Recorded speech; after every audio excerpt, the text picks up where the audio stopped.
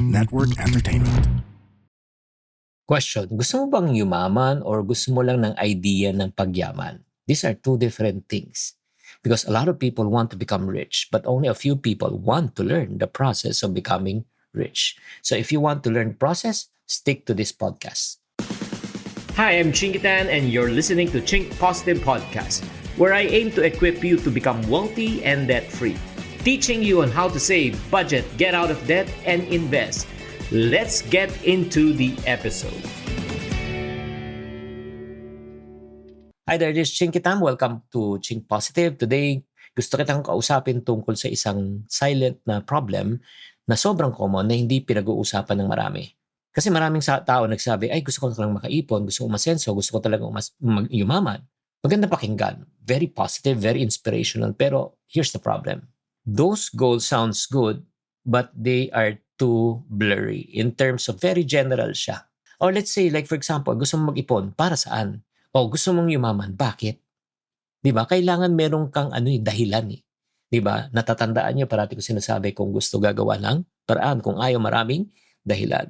So today, pag-uusapan natin, bakit tong mga vague goals na ito walang mangyayari kung generalize siya, hindi siya specific. Bakit kailangan mo ng clarity and paano natin turn itong wish natin into really action. So let's talk about yung general. Diba? Parang a general goal is something that sounds meaningful. Ay gusto ko talaga umasenso at yumaman. Pero kung wala siyang specific, hindi siya mangyayari. Again, I want to save more. I want to earn more. I want to have a better life. Okay siya. Pero dapat tanungin mo sarili mo. Yung specific, measurable, achievable, readable, and time-bounded. Okay, specific. Diba? Ba't ka nag-iipon? Para saan? Tapos measurable. Magkano kailangan mo ipunin? Achievable ba? Paano ko mag-start? Diba? Tapos, saan magagaling yung kikitain mo? Then, R, readable ba? Relevant ba? Diba?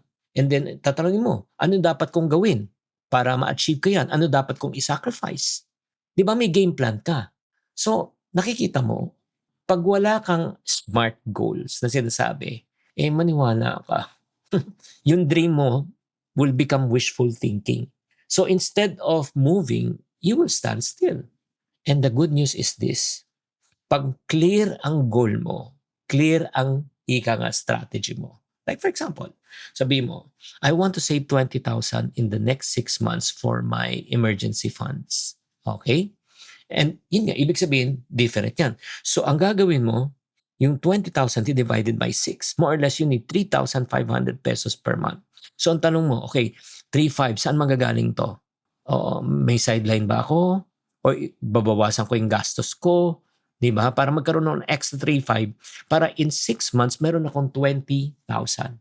Nagets nyo? So ang kagandahan, now your brain has a target.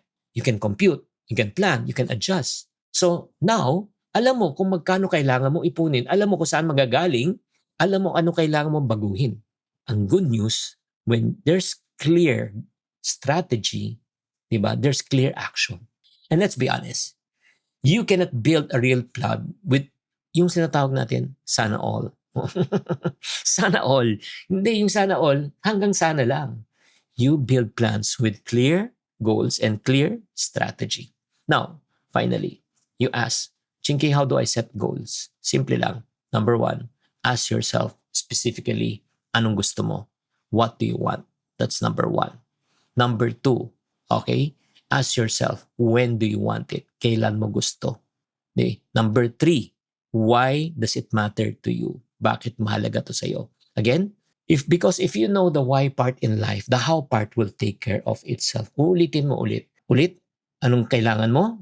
Kailan mo kailangan? At bakit mo kailangan? Like for example, kailangan ko ng 10,000 pesos in 3 months so that I will be able to travel. Diba? I need to travel kasi yun nga, may plano kami ng family ko na mag-travel kami. So I need to save 10,000 in 3 months so that I can travel.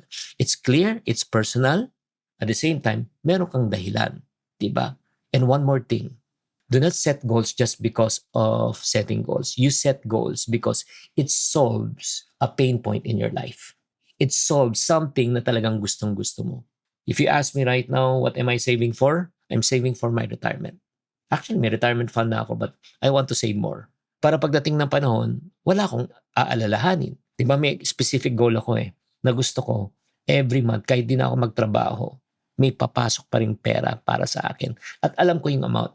But in order for me to reach that amount, kailangan meron akong target na pinaka-seed money. Gets nyo? So I hope starting today, you will not set vague goals but specific goals, yung SMART goals. That's the reason why I want to challenge you this week. Take one money goal. It may be saving for your house, your car, your new EV, electronic vehicle, travel, or if not naman, kung gusto mo bagong cellphone, anything, or emergency fund. Tapos ang gawin mo, what? Diba? For what, when, and why. What, when, and why. Because if you know the why part, the how part will take care of itself. So thank you very much. I hope that you are enlightened in this episode of ours. If you are enlightened, please do me a favor. Mag-comment kayo sa comment section paano kayo na-enlightened. Number 2, share this podcast with your friend and don't forget to subscribe. This is Chinkitan reminding you, you cannot hit the target if you are not clear with your goal. Stay clear, stay focused, and stay Chink Positive.